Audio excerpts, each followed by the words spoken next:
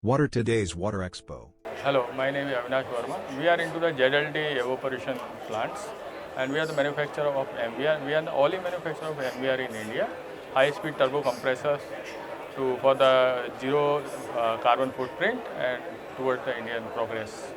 It's very good and we are finding that the most of the people are visiting us and getting the good response from the people, at least introducing ourselves directly to the major clients.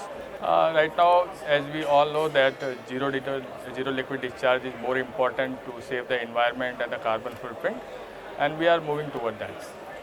This exhibition I find better than others because these people are directly marketing to the end clients and consultant to invite and force them to visit to their exhibitions. So that is very important for us. At least new clients visited us and get the more market in Indian market. Actually, we are participating from last 2 times in this, and every time we find that client base is increasing and getting more and more stronger every time.